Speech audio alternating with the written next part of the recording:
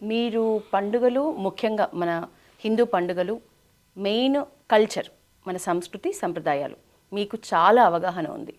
మన ఈ గణేష్ ఉత్సవాలకు కానీ బతుకమ్మ పాటలకు కానీ క్లాసులు పెట్టి మరి కొన్ని వేలు ఖర్చు పెట్టి మరి దాండియా గార్బా ఇలాంటి డాన్సులు నేర్చుకొని మన బతుకమ్మ పాటల కంటే కూడా గార్బా దాండియా ఆటలు ఆడుతున్న మహిళలే ఎక్కువగా కనిపిస్తున్నారు. ఇది కరెక్ట్ అంటారా? ఎందుకంటే ఒక వ్యక్తి చాలా ఆవేదన వ్యక్తం చేయడం నేను చూసిన సోషల్ మీడియాలో. మన ఆట, మన పాట, మన సంస్కృతి, మన బతుకమ్మ కల్చర్ అన్నీ మర్చిపోయాం. డబ్బులు పెట్టి మరీ దాండియా కోర్సులు నేర్చుకొని ఇప్పుడు నేను ఒక అపార్ట్మెంట్లో ఉంటా. మా అపార్ట్మెంట్లో ఏ పండుగ రాని దాండియా కానీ గార్బా ఈ కోలాటం ఈ స్టిక్స్ తోటి ఈ వీటితో తప్ప అసలు మన హిందూ మన తెలంగాణ కల్చర్ని ఉట్టిపడేలా చేసే కార్యక్రమాలు చాలా తక్కువ. ఇది ఎంతవరకు కరెక్ట్? అసలు మీరేమంటారు దీనిపై? ఒక సంస్కృతి ఇంకో సంస్కృతి, అందరిది భారతీయ సంస్కృతి, మనందరిది భారతీయ సంస్కృతి. గార్బా అయినా మనదే, దాండియా అయినా మనదే, బతుకమ్మ అయినా మనదే. భిన్నత్వం కానీ మనది ఏకత్వం, ఇది స్పష్టం. రెండు, ఎవరు ఆడొద్దన్నారు బతుకమ్మ? ఎవరు ఆడొద్దన్నారు? బతుకమ్మలు కూడా డీజే సాంగ్స్ చేయండి. ఒకవేళ యువత డీజేకే అట్రాక్ట్ అవుతున్నారు అని అంటే ఆ పాటలు రాయండి. ఆ రకమైనటువంటి ఉత్సాహమైనటువంటి ఎన్ని గ్రామీణ ప్రాంతాల్లో పోతే మనం ఆ బతుకమ్మ ఆ పాటలు వింటుంటే మన తెలంగాణ కల్చర్ ఏంది, ఇక్కడి త్యాగాలేంది, ఇక్కడ జరిగిన పోరాటాలు ఏంది. ఇవాళ నేను చెప్తా, నిజాం నిరంకుశత్వానికి వ్యతిరేకంగా గ్రామీణ ప్రాంతం ఎటువంటి పోరాటాలు చేసిందో నువ్వు పోయి పాతతరం బతుకమ్మ పాటలు వింటే తెలుస్తుంది. నిజాం అకృత్యాలు ఎట్లున్నాయో పాతతరం బతుకమ్మ పాటలు పోయి తెలుస్తుంది. తెలంగాణ యొక్క సాంస్కృతిక వైభవం ఏందో పాతతరం బతుకమ్మ పాటలలో పోయి వింటే తెలుస్తుంది. ఈ తరానికి పరిచయం చేయండి. ఈ రోజున ఇప్పుడు యువత అటుపై పోయినరు. ఒక్కోసారి ఈ తరానికి మనదైనటువంటి గొప్ప సంస్కృతిని పరిచయం చేస్తుంటే అడ్డుకుంటుంది ఎవరు? అది ఆడొద్దు అని మనం ఎందుకంటాం? అది కూడా భారతీయ కళనే కదా, అది భారతీయ సంస్కృతే కదా. కాబట్టి దాన్ని ఆడడాన్ని తప్పు పట్టకుండా ఇది ఆడడానిలో ప్రోత్సహించండి.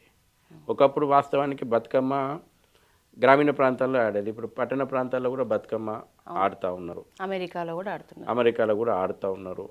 గర్వంగా మన కల్చర్ను ప్రమోట్ చేసుకుందాం. ప్రభుత్వాలు ఆ ప్రయత్నం చేయాలి, ఆ రకంగా ప్రోత్సహించాలి, ఈ తరానికి పరిచయం చేయాలి, చెప్పాలి కదా. కాబట్టి ఒకదాన్ని మనము ఇప్పుడు దాండియా ఆడితే అదేదో ఉత్తరాది కల్చర్ను నింపుతున్నారు, లేకపోతే ఇంకేదో బతుకమ్మ ఆడకపోతే ఇది మన తెలంగాణ సంస్కృతిని చిన్న చేసిండ్రు. ఇప్పుడు ఉత్తరాది వాళ్ళు బతుకమ్మ ఆడతారు చాలా చోట్ల. ఇప్పుడు ఎట్లుంటుందంటే మనిషికి సహజంగానే కొత్తదనానికి ఆకర్షితులవుతారు.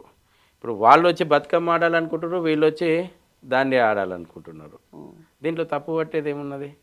అందరము ఒకటే భావన, అంతా ఒకటే మన సంస్కృతి అన్న రోజున మనము దీన్ని తప్పు పట్టి ఈ గొడవలు జరగవు.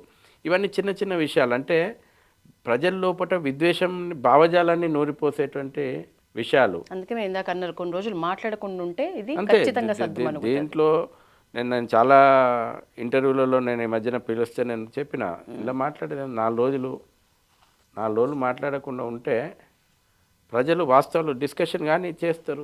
దీంట్లో అగ్ని కాజ్యం పోసేటట్టు అటుపక్క వ్యాపార వర్గాలకు కూడా చెప్పిన 2-3 ఫోన్లు చేస్తే, మీరు 4 రోజులు ఓపిక పెట్టండి, మీ ఇబ్బందులేమో ప్రభుత్వం దగ్గర పెట్టండి, మీరు చేస్తున్న పాజిటివ్ విషయాలు చెప్పండి, సమస్యపోతుంది. అంతిమంగా ప్రభుత్వం సాల్వ్ చేయాలి. ప్రభుత్వం ఆలస్యం చేయొద్దు, ప్రభుత్వం ఇందులో రాజకీయాలను ఎత్తుకోవద్దు. ఇది నేను చెప్పగలను. ఓకే సరే, ఇక మీ విషయానికి వద్దాం. 2008లో ఇదే భాగ్యనగర్ గణేష్ ఉత్సవ సమితికి ఒక సెక్రటరీగా ఆ చిన్న స్థాయి నుంచి ఇప్పుడు ఈ స్థాయిలో జాతీయ అధికార ప్రతినిధి స్థాయికి ఇన్నేళ్లుగా మీ ప్రస్థానాన్ని చూస్తే మీకు సంతృప్తి ఉందా? ఇంకేదైనా సాధించలేదు, నేను ఇంకా సాధించాల్సింది చాలా ఉండే, లేట్ అయింది అనే ఫీలింగా? మాకు ఏ రోజు పదవులు ప్రామాణికం కాదు. పదవుల కోసం మా ప్రయాణం ప్రారంభం కాలేదు. ఇది ఒక యజ్ఞము, ఇది ఒక ఉద్యమం. పదవులు ఏ రోజు మాకు పదవి అనేటువంటిది పదవి అన్నాం, మేము బాధ్యత అంటాం. నేను మొదటి రోజు ఏ రకంగా కార్యకర్తగా పనిచేసినో, ఎంత యాక్టివ్గా ఉన్నానో ఇప్పుడు అంతే కార్యకర్తగానే పనిచేస్తున్నా. సంస్థకు అవసరాల కోసం కొన్ని బాధ్యతలు నిర్వహిస్తాం. కాబట్టి నేను పూర్తి సంతృప్తిగా ఉన్న ఒక కార్యకర్తగా కింద దిగి కింది స్థాయి లోపల పనిచేయడంలోనే నాకు తృప్తి ఉంటుంది. శశిధర్ గారు సమాజంలో బాధ్యతాయుతంగా నిర్వర్తించాలి అనుకునే ఒక ప్రత్యేకమైన లక్ష్యాలు కానీ ఏమైనా ఆలోచనలు కానీ మీకంటూ? అఖండ భారత నిర్మాణం మా అందరి లక్ష్యం. కోటాను కోట్ల కార్యకర్తలు మా సంస్థలో పనిచేసేటువంటి వాళ్ళది. హిందూ ఐక్యత, తద్వారా భారత పునర్వైభవం, జాతీయ పునర్వైభవం.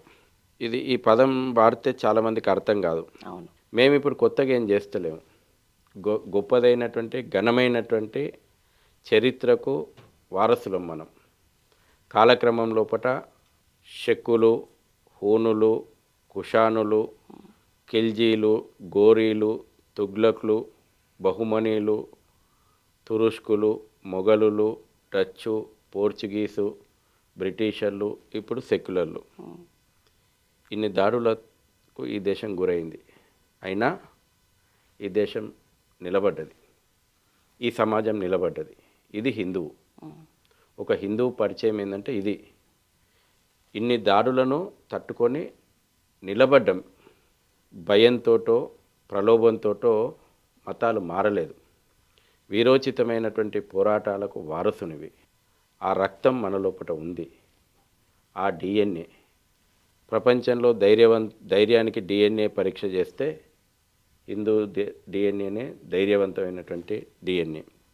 ఇంత ఘనమైనటువంటి చరిత్ర ఉన్నటువంటి సమాజం లోపల కొన్ని లోపాలు, బలహీనతలు చోటు చేసుకున్నాయి. ఎందుకు చోటు చేసుకున్నాయి? నీ చరిత్రను నీకు తెలియకుండా చేసిండ్రు. నేను మీటింగ్లకు పోయినప్పుడు ఇవే చెప్తా. నీ తల్లిదండ్రులను గుర్తుపెట్టుకోమని చెప్తా, స్మరించమంట. నీ ఇంట్లో ఉన్నటువంటి నీ తాత, ముత్తాత, మీ నాయనమ్మ ఫోటోలు ఉంటే వాళ్ళను కన్ను మూసుకుని ఒక 2 నిమిషాలు స్మరించమంట. అంత ముందు తరాలే ఫోటోలు లేకపోవచ్చు, కానీ ఈ ధర్మం గురించి రాముని వెనకాల నడిచి యుద్ధం చేసినటువంటి వాళ్ళను నీ పూర్వీకులు ఉన్నారు. మన తాతలు, మన ముత్తాతలు ఉన్నారు. ధర్మం గురించి కృష్ణుని వెనకాల అడుగులో అడుగేసినటువంటి నీ పూర్వీకులు ఉన్నారు, మన పూర్వీకులు ఉన్నారు. ఛత్రపతి శివాజీ ఎంబడి నడిచినటువంటి పూర్వీకులు, రాణా ప్రతాప్ ఎంబడి నడిచినటువంటి పూర్వీకులు, రాణి రుద్రమ ఎంబడి నడిచినటువంటి పూర్వీకులు, రాణి ఝాన్సీ ఎంబడి నడిచినటువంటి పూర్వీకులు, నేతాజీ సుభాష్ చంద్రబోస్ వెనకాల నడిచినటువంటి పూర్వీకులు, ఇక్కడ మనం నిజాం రజాకార్లకు వ్యతిరేకంగా సాగినటువంటి వీరోచితమైనటువంటి పోరాటాలు చేసినటువంటి పూర్వీకులకు వారసులం మనం. అది గుర్తు. ఇది హిందువు. నేను హిందువు ఎట్లయినా అంటే ఇగో ఇన్ని పోరాటాలు నా పూర్వీకులు చేసిరు కాబట్టి వాళ్ళ నేను హిందువుగా ఉన్నా. వాళ్ళ బొట్టు పెట్టుకున్న హిందువుగా నేను ఉన్నా. ఈ రక్తం నా లోపట ఉంది. నా లోపట ఈ రక్తం ప్రవహిస్తుంది అన్నప్పుడు నేను సగౌరవంగా తలెత్తుకొని ఉంటా. నేను భవిష్యత్తు తరాల యొక్క ప్రమాదాలకు నా పూర్వీకులు ఇచ్చినటువంటి పోరాట స్ఫూర్తితోటి భవిష్యత్తు ప్రమాదాల మీద నేను ఇప్పుడు పోరాటం చేస్తా. ఇది హిందువు.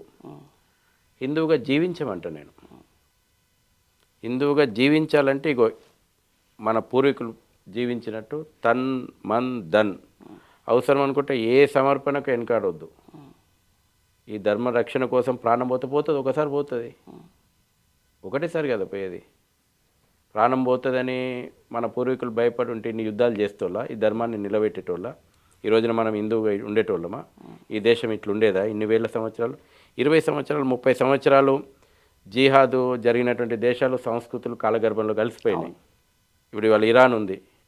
30 సంవత్సరాలు జిహాదు దాడులలో ఇస్లాం అయిపోయింది. చర్చి పాలన కిందకి పోయినటువంటి అనేక సంస్కృతులు కనుమరుగైపోయినాయి. ఇవాళ గ్రీకు సంస్కృతి ఎక్కడుందండి? విశ్వ విజేత గ్రీకు కదా, ఉన్నదా? ఈజిప్ట్ సంస్కృతి ఎక్కడుంది? పిరమిడ్లలో ఉంది. మెసపడోనియా సంస్కృతి ఎక్కడుంది? కనుమరుగైపోయింది. సనాతన భారతీయ సంస్కృతి నిత్యం ప్రవహించే గంగలాగుంది. కారణం నీ పూర్వీకులు పోరాటాలకు వెనకడగలేదు, త్యాగాలకు వెనకడుగేయలేదు, బలిదానాలకు వెనకడుగేయలేదు. యుద్ధం చేయాల్సి వస్తే ధర్మం కోసం 24 గంటలు సిద్ధంగా ఉన్నారు. అందుకే నిన్ను పండుగలు చేసుకోమన్నది, దసరా చేసుకోమన్నది, శక్తిని పూజించమన్నది, శక్తిని ఆరాధించమన్నది, ఆయుధ పూజ చేయమన్నది. నువ్వు ఇవాళ అది మర్చిపోయినావు. నేను ఎందుకు దసరా రోజు ఆయుధ పూజ చేస్తున్నా? రాక్షస సంహారం జరిగింది కాబట్టి నువ్వు దసరా చేసుకుంటున్నావు. రాక్షస సంహారం జరిగింది కాబట్టి నువ్వు దీపావళి చేసుకుంటున్నావు. క్రాకర్స్ కాల్స్తున్నందుకు, కొత్త బట్టలు వేసుకుంటున్నందుకు పండుగ అర్థం కాదు. దాని పరమార్థం నీ యొక్క వీరోచితమైనటువంటి పోరాటం, నీ శక్తి రాక్షస సంహారం చేయాల. ఈరోజు రాక్షస భావజాలం ఈ సమాజంలో మన మధ్యనే ఉంది. భారత్ తేరే తుకుడేంగే అంటున్నాడు. సనాతన ధర్మాన్ని ఎరాడికేట్ చేస్తా అంటున్నాడు. ఈ రకమైనటువంటి భావజాలం మన మధ్యనే ఉన్నది. ఈ భావజాలాన్ని బొందబెట్టాలంటే నువ్వు పోరాటాలు చేయి.